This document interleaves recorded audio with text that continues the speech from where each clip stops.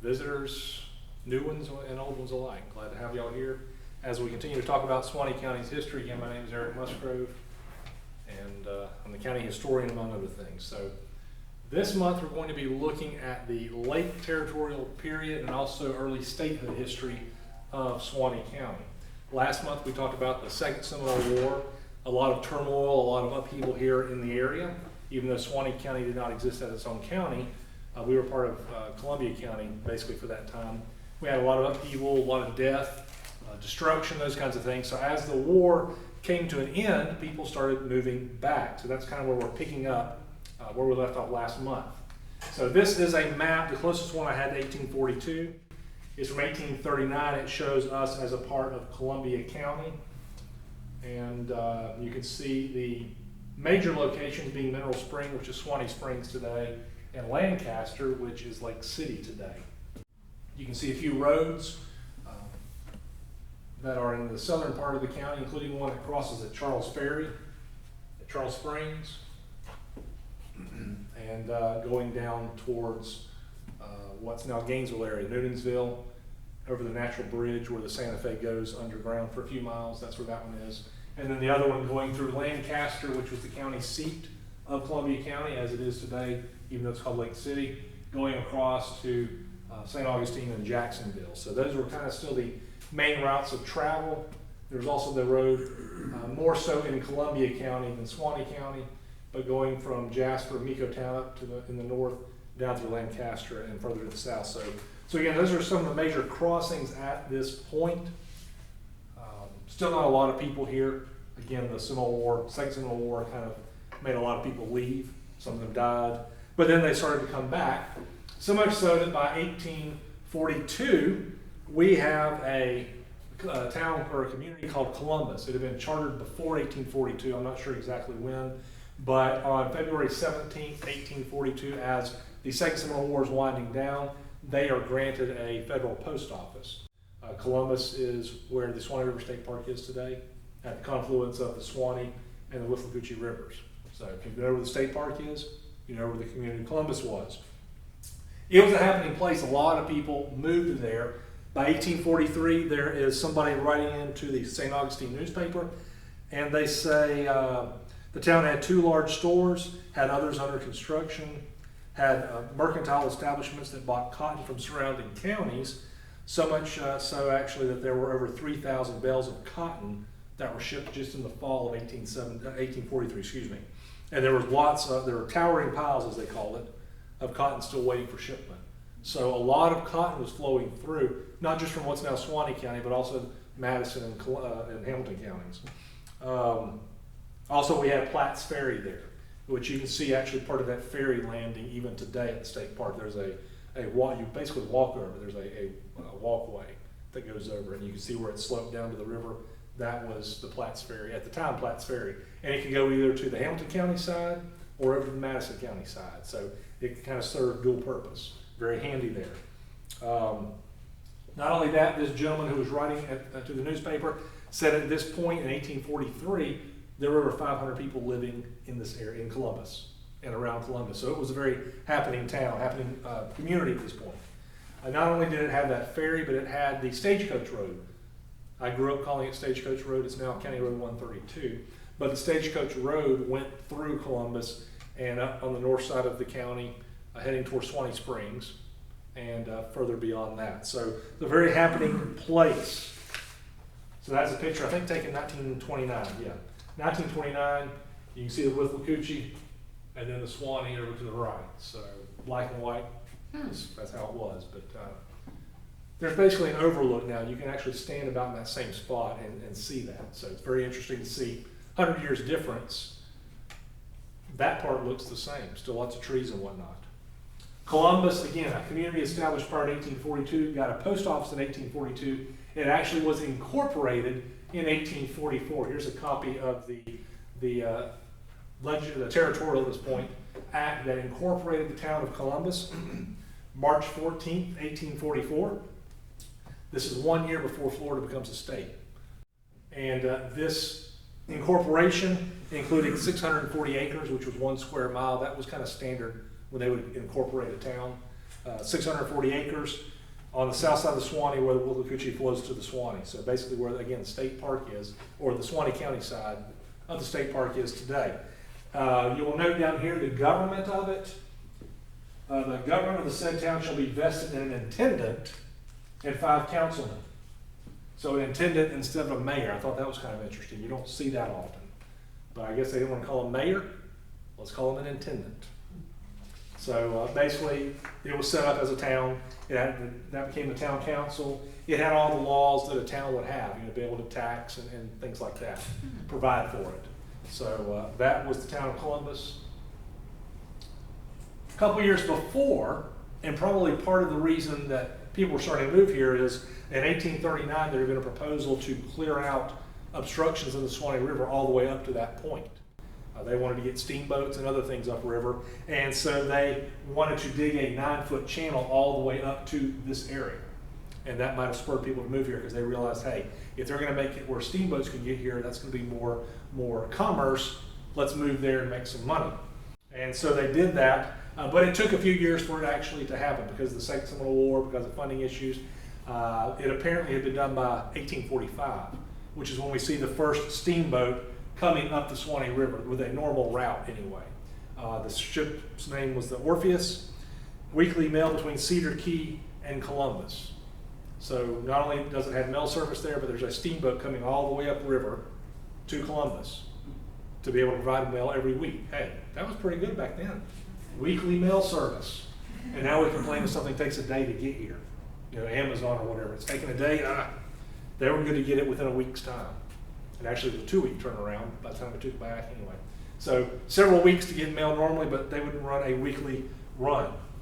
That was the first steamboat regularly on the Suwannee River, the Orpheus. Now during the Second Seminole War, I think I talked about it last month maybe, steamboats had been upriver during the war temporarily to relieve garrisons and bring some stuff, but a normal running steamboat, weekly runs in this case, the Orpheus was the first one.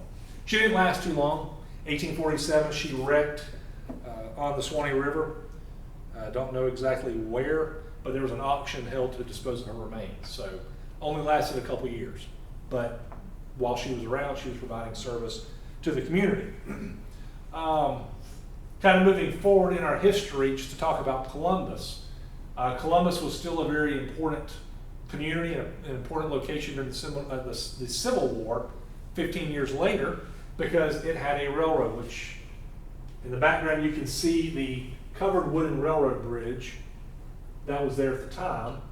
Either this is the one in the Civil War or an exact duplicate that was built after the war, which we'll talk about why that happened later on. But basically a covered wooden railroad bridge, and it was a main target for the Battle of Lusty. When the federal troops landed, this was one of their targets, was to destroy that bridge. So very important, very vital, and the Battle of Lusty stopped the federal troops before they could hit that bridge. But we'll talk about more next month. But it was a very important community.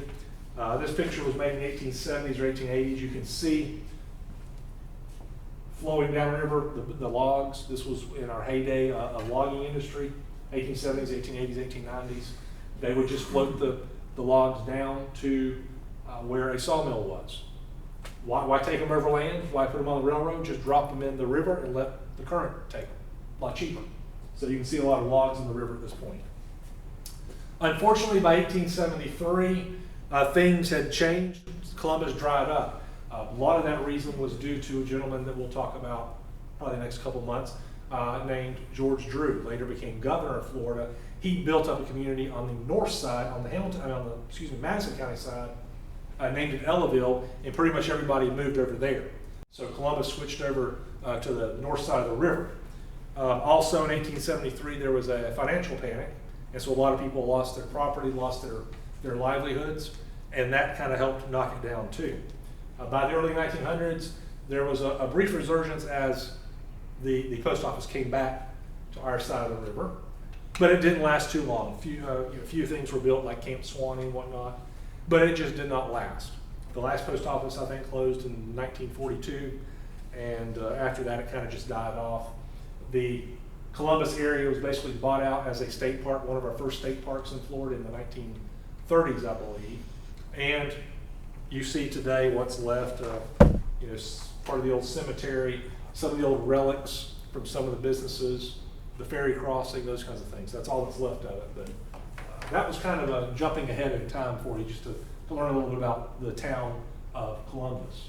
Back to the end of the Second Seminole War in 1842 and on, with that war over, that allowed people to come back. And again, not only the people coming back that lived here, but a lot more people are starting to move in.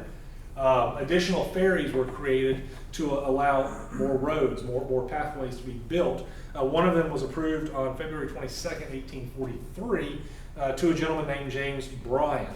And he was authorized to set up a ferry at what was called Indian Ford. Indian Ford was halfway between the mouths of Swift Creek and Rocky Creek, and he was allowed to do that for 10 years. This picture basically is where that was. It's where I-75 crosses over the Suwannee River in the corner of Suwannee County, the northeast corner of Suwannee County. Now it looks like Mr. Bryan himself actually lived in Hamilton County, because the Hamilton County Board of County Commissioners are responsible for setting the rates to that ferry. We talked about it before. If you wanted to cross the river, you had to pay somebody. You paid the ferry guy to take you over. It might be a few cents, but you still had to cross. And so again, seeing that it was approved by Hamilton County, he probably lived on that side of the river. But that's where I-75 crosses the Suwannee River. 1845 comes along, March 3rd, we become a state. We've been a territory for 25 years almost, and now we become a new state, the 27th state in the Union, and the Constitution that was adopted or discussed and adopted in 1838 and 1839 becomes our first state constitution. That's the preamble and part of the first article of it. If you can see it, it's hard to see, but that is at the State Archives in Tallahassee. That Constitution remained in effect until the Civil War in 1861. Well, right before the Civil War, when we seceded, before the Civil War. So, you know, it had a good 15-year run as the Constitution. We've had about, I think, at least 4 or 5 since we became a state. We're still under the 1968 one that's been heavily modified, but let's see, this 1845, 1861, 1865 or 66, 1885, and then 1968. So we've had several constitutions, but that is the first one. So now we are a state. It's no longer the Territorial Council, it's the legislature. You know, Florida legislature, governor, House of Representatives, and the Senate. So the following year, 1846, November 1st specifically, we are still part of Columbia County. Its courthouse burns down. 4 times it happens to Columbia County. So this is, I think, the 2nd time, maybe the 3rd time it's happened. But it takes all the public records. They're gone. They're destroyed. All the deeds that were recorded, all the court records, everything's gone. So what happened is, once the legislature found out about it on January 6, 1847, and I didn't put the print out here, but they authorized, quote, all persons who had previously recorded documents at the courthouse to bring in the original or swearing under oath the information contained therein. So basically, hey, I hope you have a copy of it, because we need to look at it. We need to copy it down again because the courthouse burned down, sorry. Not sure to what extent that was done, because on September 19th and 20th, 1860, they had another fire. Courthouse destroyed. All the records destroyed. Again, for probably at least the 3rd time. Today, I think Columbia County's records only go back to about 1875. So Suwannee County, established in 1858, has older records than Columbia County does now. Because, knock on wood, we haven't had a major fire or destruction of some sort. Thankfully. I say that and tomorrow something's going to happen, but no. Every time I do this presentation, it's like, so far, so we're good. And so again, this is why we don't have a lot of knowledge about these early years, early American years of our territorial history. Now, I will mention to you, I was going through records in our vault just last week. Come Friday, I was trying to find something else for somebody, and I saw a book that I had not really opened up before. It's been there the whole time I've been there, 24 years. It's been there a lot longer than that. And I happened to look down at it, pull it out, and start looking at it, and it was government grants. Somebody had recorded, and based on the handwriting and the ink style, probably around the Civil War, 1860s.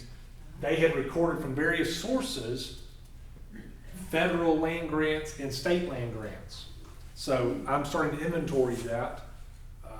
It's very fascinating because it is giving me information about some of these names we've talked about and where they got property, things we did not know beforehand. Plus it's adding names to my list of early settlers, people that maybe were only here for a few years and then left. So I've even found some like Reuben Charles, Rebecca Charles, showing where they got land grants. A bunch of other folks that I talked about last month at the Civil War, Arthur Sykes. Found out his property was right across the street from where I live. So that massacre I talked about, one of them might have happened right across the street from where I live. I did not know that until that one yesterday. I saw that yesterday. Wow. So I'm learning stuff even as I go through records. It's just fascinating. So I'll be glad to finish inventory. The book's about that thick, big book, and it lists them by section, township, and range. So it's got a lot of stuff. Now some of them it has no information. It's just by that point when the book was written down, it was still federal land. I guess it had never been deeded.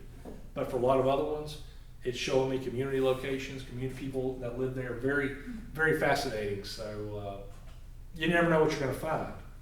But we are lucky to have those kind of records still in Suwannee County.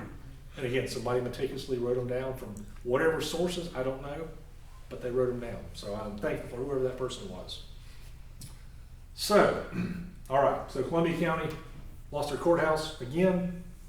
The same week that they authorized people to come bring records back to Columbia County to copy them, they also set permanently, and I do that in quotes because we're about to talk about it again, permanently the election precincts in Columbia County.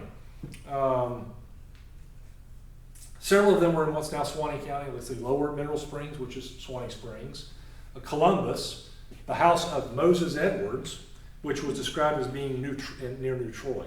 New Troy was close, if not at Troy Springs, close to Troy Springs, somewhere in that area. So the south part of the county. But it was at his home. And also the house of William Carver, who may or may not have lived in Suwannee County. There's, again, some uncertainty about that. So those are the permanent precincts. They weren't so permanent, is what I mean. But they were at the time. The next year, 1848, January 3rd, the governor basically signed an act stating that because of circumstances that were found in Columbia and also Nassau counties, I guess financial issues or whatever hardships were being found, there was a law saying that you had to make a road 30 feet wide. Well, he said for, y'all, just 20 feet is fine. So apparently this area was having some financial difficulties. For whatever reason, I don't know. It doesn't go into the details, but it was recorded as an act of the governor to do that. So everybody else has to have 30-foot wide roads. Columbia and Nassau, 20 is fine for y'all. Which wasn't so nice when you were trying to travel and pass. But we've had that discussion before. All right. As we roll around to about 1850, y'all recall the maps I have shown you in the past of Suwannee County, or around the Suwannee River, how inaccurate it was. Well, finally, by about 1850, the map makers are in agreement. Oh, that's what the Suwannee River actually looks like. So from the 1850s on, you will see a much more accurate mapping of the way the Suwannee River flows. Also Withlacoochee and the Alapaha and all that kind of stuff. The Santa Fe down here, the Alapaha and Withlacoochee and Alapaha. It's got it properly done now, which is nice. That makes it easier to figure out where places are. Alligator was what they were calling Lancaster at that time, which is what they now call Lake City. It went through a few name changes before it became Lake City about the time of the Civil War. Alligator was the Seminole that lived there. There was a chief by the name of Alligator that lived there prior to white people moving into the area, so they named it after his village, which was there. And then Lancaster was a judge, and so they named it after him, and then they switched it back to Alligator. I guess he fell out of favor. Bad judge, who knows? You still notice those same roads I already mentioned. The one going through Charles Ferry, Charles Springs, down over the Natural Bridge, and then the one going from Charles Ferry more or less through Alligator and over to Jacksonville and such. So pretty much still those are the major roads. But we've got a lot more people moving in here. That book I was just talking about, a lot of the dates of them moving here are between about late 1840s and about 1852, it seems. Just tons of people moving in this area of what is now Suwannee County. Maybe this here is part of it, I don't know. But in 1851, we've got a young musician who's looking for a river in the south to put into his song. He originally picks the Petey River in the Carolinas. It just doesn't flow over the tongue very well, the Petey River. So he looks at a map, he and his brother Morrison look at a map, and never been there, but hey, they like the way this river sounds. They take out a couple letters and name the song Old Folks at Home, but we know it better off as Suwannee River. Way Down Upon the Suwannee River. So published October 1st, 1851. E.P. Christie bought out the rights and made some money off of it. Stephen Foster really didn't. I think he died penniless, more or less, at a young age. 40s, I guess, which to me now is starting to be young age. Famous song. Some of the places it's been sung or played over the years. It was played at Stephen Foster's funeral. When Japan surrendered on September 2nd, 1945 in Tokyo Bay, it was played on the USS Missouri to end World War II. It was played when President Roosevelt met Joseph Stalin at sea during the Second World War. It was played to welcome General Stilwell and his troops to India during the Second World War. It was heard during the Grace Kelly Prince Rainier of Monaco wedding. Just all kinds of places. Somebody said it's the most familiar medley in the world and the first international folk song. Now, whether that's true or not, I don't know, but a lot of people do know it. It's very famous. And again, all this from a composer who history records never came here. He just saw it on a map. I think the closest he got was New Orleans. Not only is there this version, but over the last century, there's been like the Suwannee River Boogie and Suwannee River Rock. So as music has changed, so has this melody. One of them that I like, the Suwannee River Rock, there was one video I've seen that I've got a copy of somewhere that was played by Jerry Lee Lewis and Fats Domino and Ronnie Wood and several other big wigs in rock. It's just fun to listen to it because you know it. You hear it, it's like there's the melody. I know the song, and then they start singing it. Yes, Hugh Laurie, thank you. He even does a version of it. So I mean, it's fascinating. So I don't know if that's the reason why a lot of people moved here in 1852, but a lot of people moved here starting in 1852 beyond what was already moving here. More mail service was requested. They needed more than that once a week mail service up and down the river. So on December 14th, 1852, there was another mail service approved from Madison Courthouse via Charles Mill, which was on the Fayette County side of the river, to Charles Ferry, which was on our side. And then it would go to across the Suwannee River to New Boston, which was another community that had been established. And I'm still trying to work out the details of that. New Boston was close to Branford. It was not exactly in Branford, but it was, I think, a little bit upriver from Branford. I'm still trying to track that exactly down. But yeah, New Boston. And then it was going to go to Clay Landing in Levy County. So that it was going that direction, more southward than east and west. So that made it a lot handier for folks to be able to do mail, because before that time, a lot of them had to go 30 or 40 miles to take their mail and to get it. I mean, that's no big deal for us today. Back then, a few roads, it'd take you, you'd have to take a week. I'm taking a week off of work from farming or whatever you're doing to just deliver the mail. So this allowed a lot more people to be able to access the mail. Now then, remember I said fix the permanent fixtures for the polling precincts? A few years later, 1853, they changed it again. Let's see, once again permanently fixed the election precincts in Columbia County. Let's see, some of them were Lower Mineral Spring, which again is Suwannee Springs, Columbus, and then they said the store of Nathaniel Bryan, which is described as being near Troy, which again is Troy Springs area. That only lasted about a year, because the next year, the next legislative session, that basically said, forget it.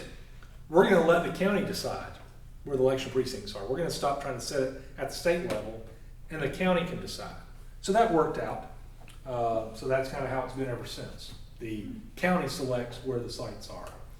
And if you live in the city of Live Oak, you know that they just changed it over this last election to have one site at the judicial annex instead of various locations. Because just because your city voting precinct, the poll center was here, the county one was different. So people were getting confused, so the city said, they can all come to this one location. So hopefully that helped, I don't know, but basically the same legislature started pushing stuff off to the counties at this point. Let's see. That same session, 1844, 1845, they extended the privileges of the Columbus Bridge Company for another 10 years. Now, the Columbus Bridge Company had been established in 1844. I guess I should have mentioned it a minute ago. It was established in 1844 to provide a bridge, supposedly, from Columbus over to the Madison County side of the river. People like Joseph Watts, Francis Jones, David Platt, Enoch Hall, and several others were allowed to operate that. So there's a ferry in the area, but supposedly a bridge. So I'm not sure how that worked out, or if they considered the bridge a ferry or vice versa. But the bridge company was extended. Some other things. Also during that same session, 1844, 1845, there is a discussion here about a gentleman by the name of Andrew J. Smiley. He was a minor, which meant he was under 21 at the time. And he basically, by this act of the state legislature, is authorized to assume the management of his own estate. He was young, he was under 21, and he had a lot of property. And they allowed him to be able to basically maintain and operate his land. If you recall last month, when we were talking about the Second Seminole War, that gentleman who was possibly killed across the street from my house was Lieutenant James Smiley, who had a young son. Pretty sure this is him. Almost positive this is him. And Andrew J. Smiley does have, that book I was just looking at, he had property around where I live. So, plus other places.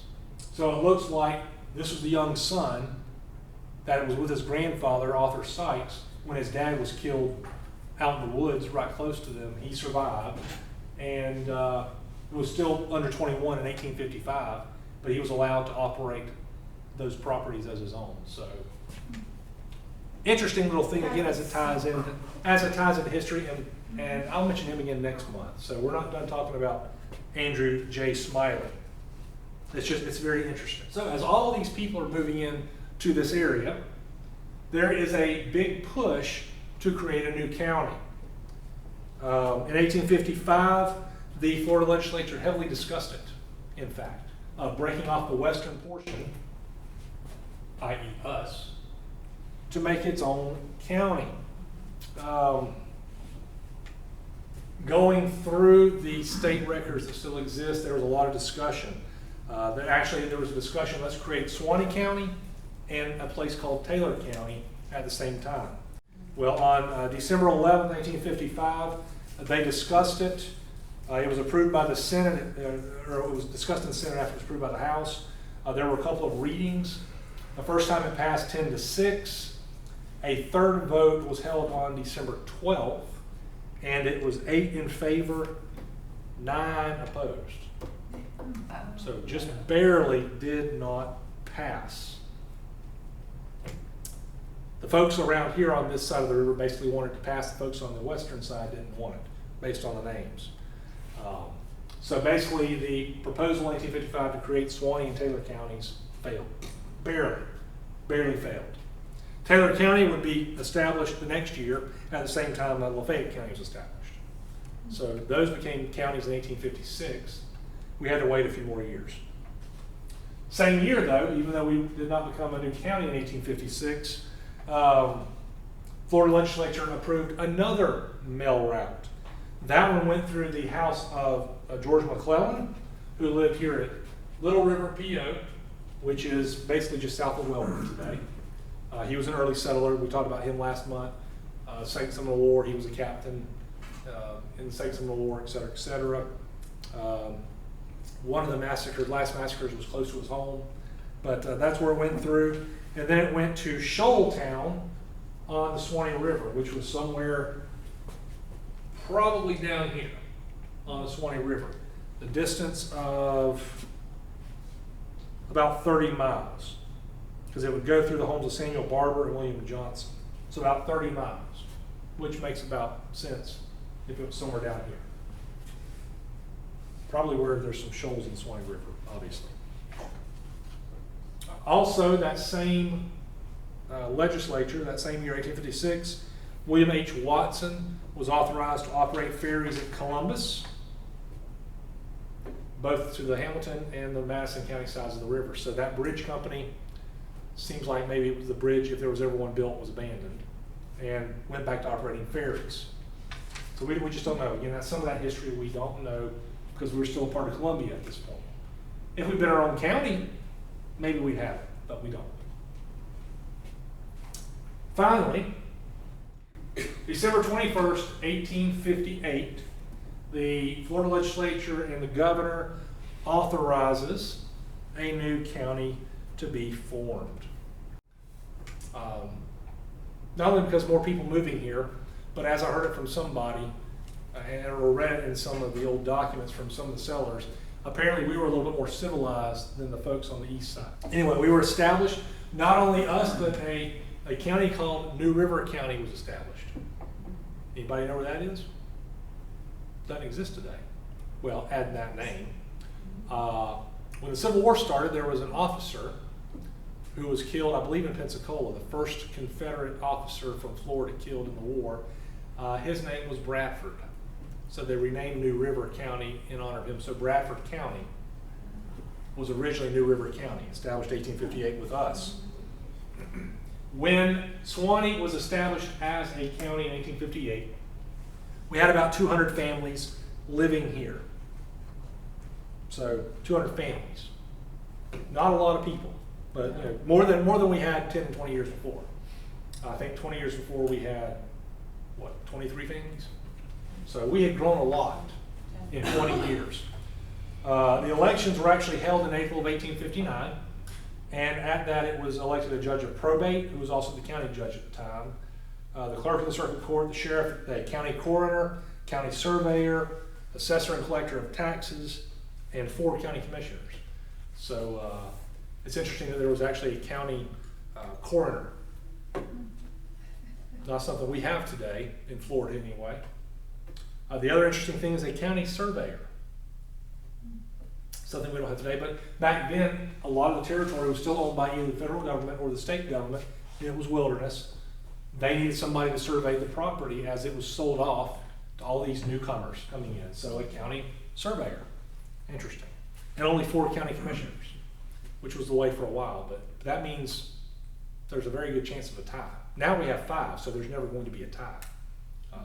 But then it could be 2 and 2. The first county seat, anybody know where that was? Unless you've been here before. The first county seat was the house of William Hines. William Hines was the county's first judge. We know that he owned 24 slaves, and he owned property northwest of Live Oak, basically where Nobles Ferry crosses I-10, if you know where that is. That's basically where he owned property.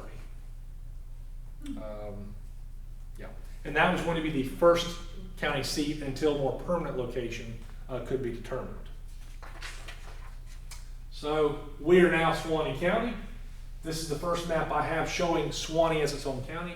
1859, you can see here the border, the boundaries are basically as they are now. Of course, Suwannee River on 3 sides makes it easy. But you see the major locations.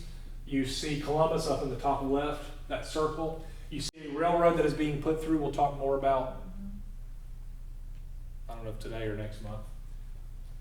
It's finished in next month's discussion, so that's probably where I'm going to focus my discussion of it.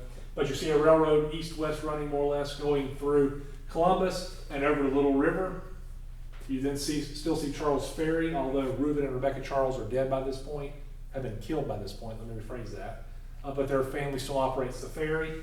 It's still a major crossing, but it is losing popularity to Columbus. And also now this railroad that's going to be built brings a lot more traffic in that direction. But that is Suwannee County, 1859. That is what it's showing.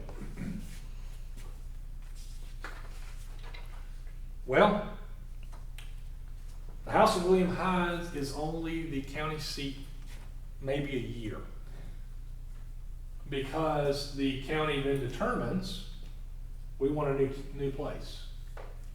Houston, it became the permanent seat sometime in 1859. So within a few months of the Suwannee County, it became Houston as the county seat. Now then, Houston was most probably named for Edward Houston, sometimes spelled that way, sometimes with an E in it, sometimes with an OU in at the end of it, different spellings for it, which again shows it's not the regular Houston spelling. But Houston, Edward Houston, was the president of the Pensacola and Georgia Railroad, the railroad that was being built through here. Whoever's named for it, again, I'm assuming Edward Houston based upon the fact that it was built on the railroad that was being built through here, and he was the president.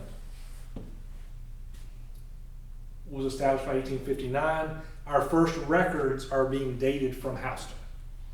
So for a few months, maybe it was the House of William Hines. We don't really have much in the way of records from that time period. So they must have gotten lost or whatnot in the move, a few miles to Houston. But we do have records starting in Houston by the fall of 1859. Yeah. And something now I can do, that we are now into Suwannee County as its own county, is I can bring documents from our history. This is one of the first two deeds to the Suwannee County Board of County Commissioners, dated August 20th, 1859. This is where, in this case, Terrell Brannon is basically giving, you could say selling, I believe 40 acres. Let's see, total lands. Anyway, he is giving property, 40 acres, to the Board of County Commissioners in what's now the community of Houston. He is one of two people that are basically next door neighbors that each donate 40 acres. That property basically is now where the country club is. So if you know where the country club is, that was where Suwannee County's first county property was. Very likely where the first courthouse was located. So he donates that property. The other gentleman donates property. Basically close to the railroad, because the railroad we have going through here today is that same path. It's been named lots of things over the years, and we're going to talk about all those different names, but it is basically still the same path of the Pensacola and Georgia from 1859, 1860. So lots of name changes, routes the same. So picture that as we're going through our discussion of Suwannee County's history. There's a note in the court minutes that we have that in 1860 by Circuit Court Judge James M. Baker. He was our judge for the circuit. Judge Baker is for whom Baker County is going to be named for in a few years. But Judge Baker states that a suitable courthouse had been erected in Houston, and so they were going to stop using the House of William Hines. So this, unfortunately, is the only plat I have of Houston. Very hard to read. What I did years ago, because I was bored and had nothing better to do, was I drew it a lot easier to read as I was doing research on property locations. So this is from that original map. So it shows on the top is the railroad right of way. So Houston was south of the railroad, and you had Main Street, which is basically Highway 90 today. Troop Street, Haynes Street, south of that. Haynes was probably one of the ones that operated on the railroad. He was one of the hires up in the railroad. Same reason we have a Haynes Street in Live Oak today. Should be the same guy. Those are going north to south. East to west, or west to east, we've got Pine Street, Clay Street, several streets we don't know the names. And then over on the east side, we've got Archer Street and Union Street. So different names, named after different people, maybe different things, we don't know for sure. But that was the platted area of Houston. But as I have found as I've studied it, most of this stuff never actually was done. It was laid out on paper. A lot of folks lived along Main Street and a few other places, but pretty much most of these were never really laid out. It was just wilderness, timber, that kind of stuff. But this is how they had plans for Houston.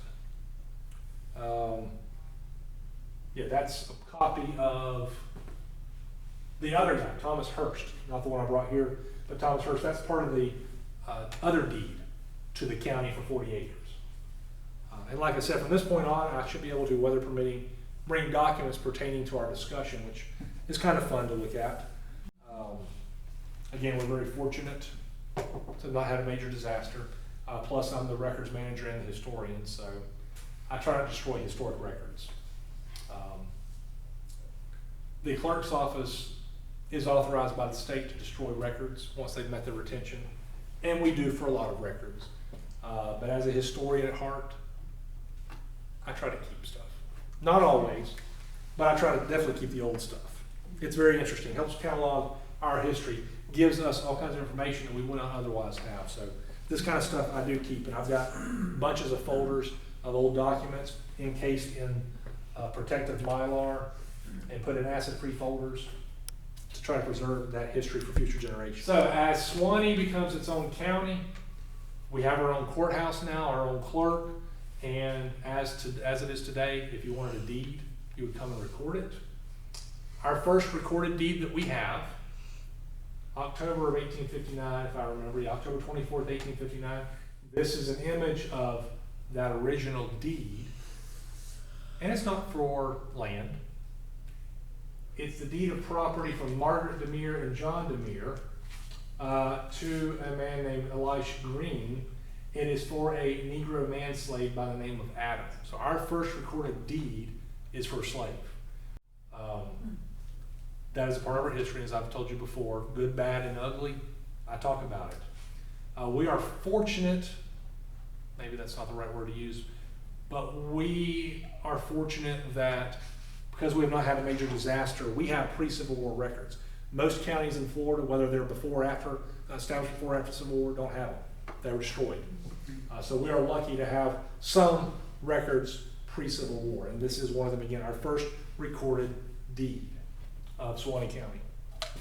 So not good, but it is part of our history. And Adam was sold for $1,200, so like $45,000 today. A lot of money. A lot of money. We still have more people moving in as we become a new county, more so that even more ferry crossings are being required. People aren't wanting to travel 20 or 30 or 40 miles to get across the river. They want something closer to where they're now moving into. So 1859, January 13th, the governor approves an act by Dr. James Hackney to charter a bridge across the Suwannee River at Suwannee Springs, or Lower Mineral Springs as it was still being called a lot back then.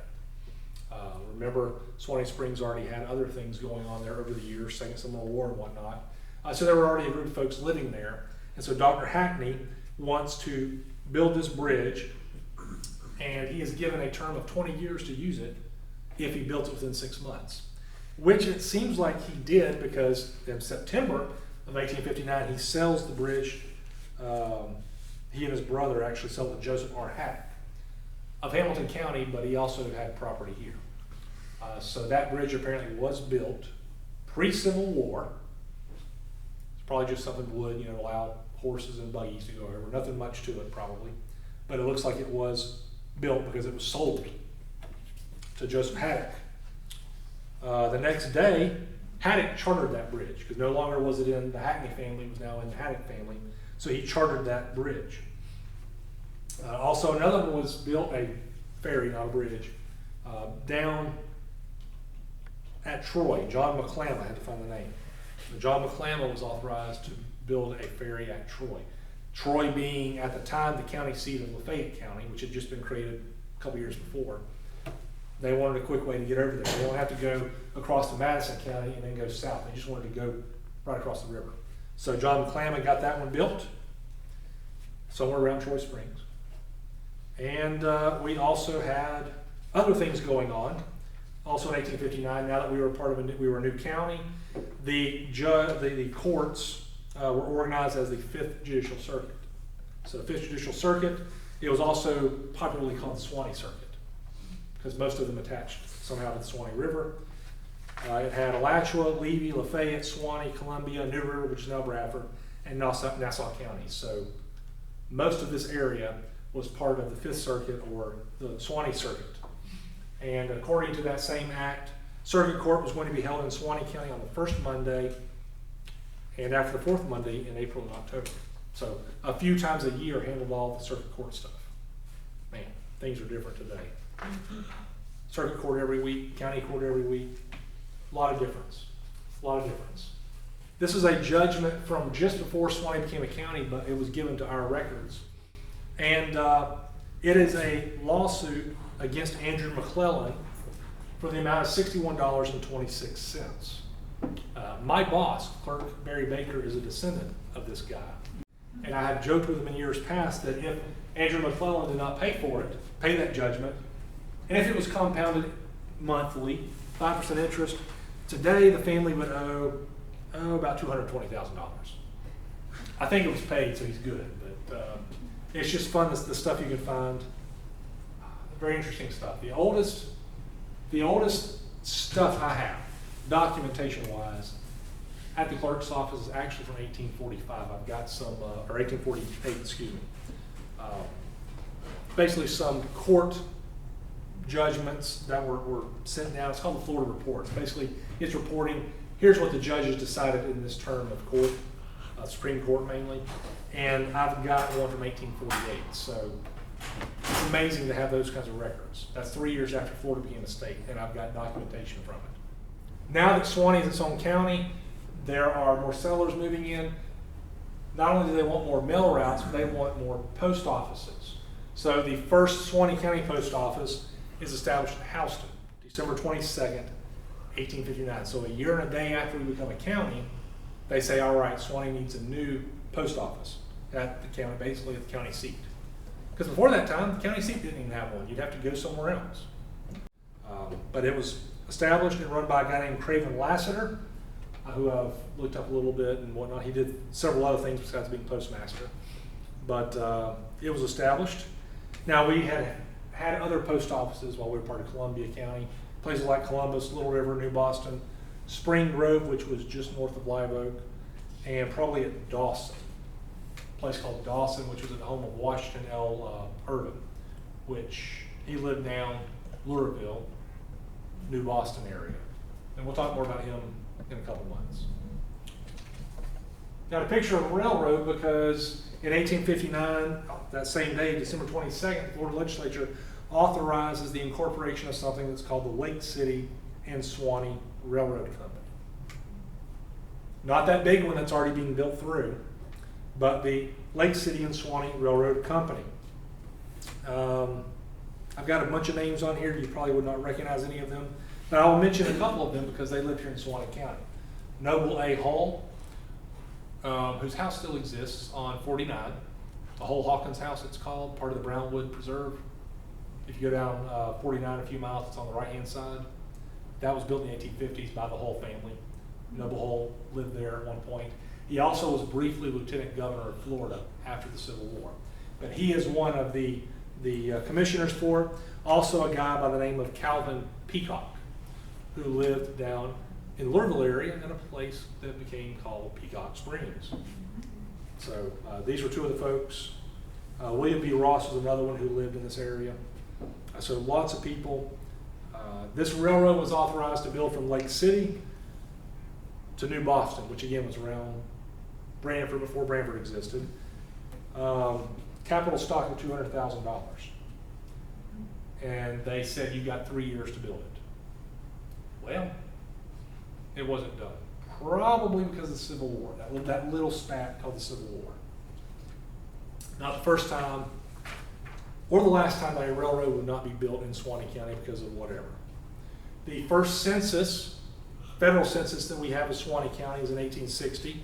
First time we are broken off. Prior to that, we're part of Columbia and whatnot. That first census of Suwannee County shows a population of 2,303 citizens. 1,467 were white, 836 were black. Of those blacks, one was free. The rest were slaves. The largest slave owner was a guy named Thomas Dexter. I'll talk about him a little bit more next month. Thomas D. Dexter, he had 53 slaves. That was the largest slave owner in the county. As I've said before, we were a little bit poorer than some of the counties west of the river, like Leon County, Jefferson County, that area, Gadsden County, where they had plantations with hundreds of people, hundreds of slaves. We weren't that big. Thomas Dexter had 53, he was the largest slave owner. We had 26 other men who owned 10 or more slaves, another 57 men who owned less than 10, and if I looked at the census properly several years ago, we had 336 households total. Now there are some missing based upon who I know was here, but at least 336 households, less than 1/4 owned any slaves. And of that 1/4, most of them only owned one. You'd call them a domestic servant today, except for the fact that they were not free. So we were, again, not that rich. And that means basically 8% of Suwannee County households had any slaves. 8% in the entire county. So it is what it is. One of the things that I had known, and it was just kind of further shown in this book I'm looking at, is the federal government owned a lot of Suwannee County property. They used the timber, the live oaks, for naval stores, construction, turpentine, those kinds of things. Several communities rose up in that first decade of Suwannee County's history besides Houston.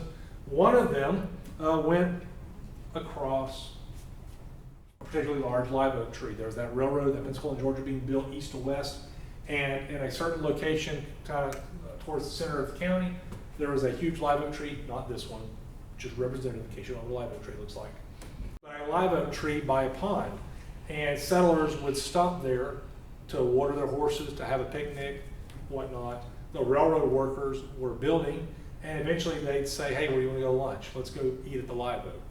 Well, eventually, a post office or a railroad station was built here at that location. And it was station number, I think, 5 originally. But it was renamed the Live Oak based on that live oak tree that was real close by to it. 1859-ish, between 1859 and 1861, it became called Live Oak. That live oak tree in that pond was located, let me see if I can tell you where, just to the west of Houston Street, just north of the railroad tracks.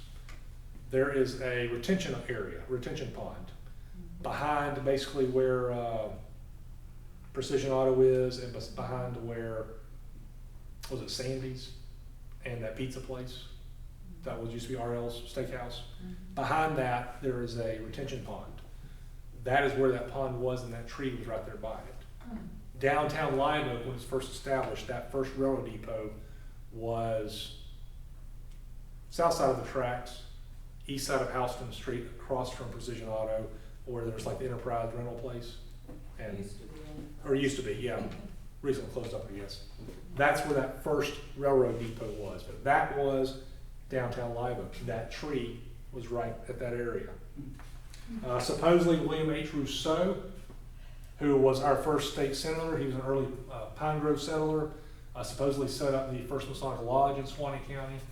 He was the first station agent, and there's evidence to suggest that he's actually the one that named it Live Oak. Because originally it was just whatever station stop, it was station number whatever, 5 on the railroad. And then gradually some of these places got other names. They got tired of calling it station number 5 or station number 3. So it might become, that's Greenville, the community of Greenville, or hey, Live Oak. So Live Oak, fine name for this guy. William H. Rousseau, he is here by 1837. I've got records showing that he was fighting in the Second Seminole War. He was married with a son. By 1841, his father-in-law was Makaja Dean, who I think I talked about last month, because he had 2 slaves that were executed for having supposedly killed a very popular major in Newnansville. And the first Masonic meetings in Suwannee County were held at his home. Supposedly, close to Lower Mineral Springs, Suwannee Springs, where he lived.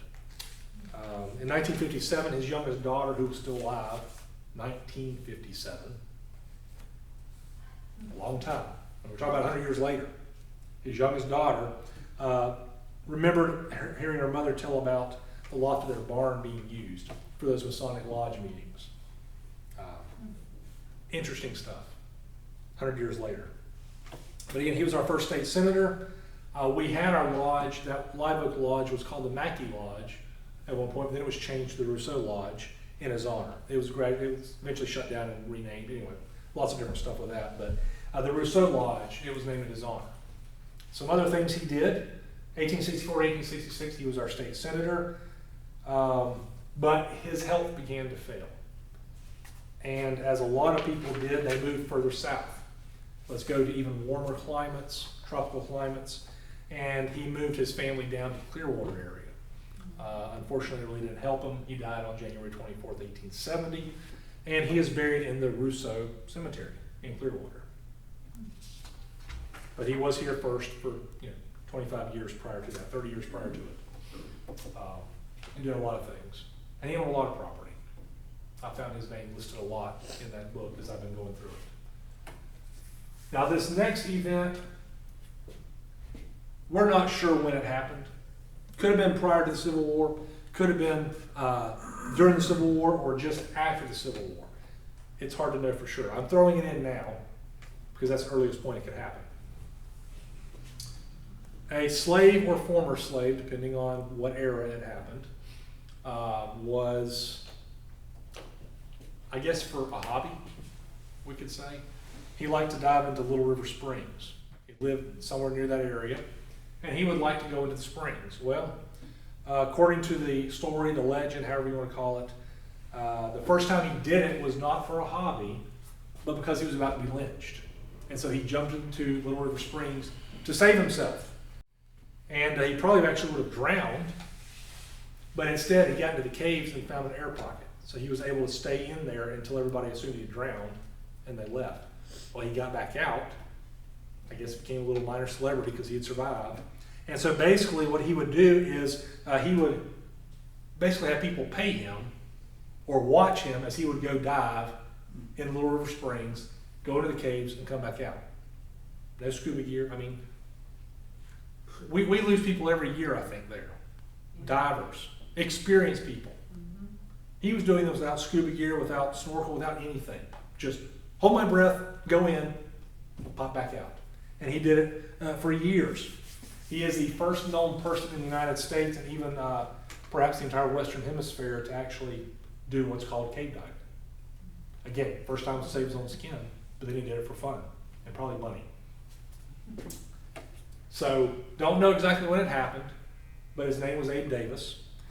And in his honor, the cave diving section of the National Speleological Society created an Abe Davis Cave Diving Safety Award in 1977 to honor those who had made at least 100 cave dives using scuba. So there's actually an award out there today for people who do this. The first recipient of that award in 1977 was Suwannee County's very own Sheck Exley, who we will talk about months from now, a cave diving pioneer. He actually was a teacher in high school when I was in high school, before his untimely death. But he was the first recipient of that award, the Abe Davis Cave Diving Award. So that brings us up to the Civil War. So next month we talk about the war between the states, the War of Northern Aggression, the War of Southern Independence, whatever you want to call it, normally called the Civil War.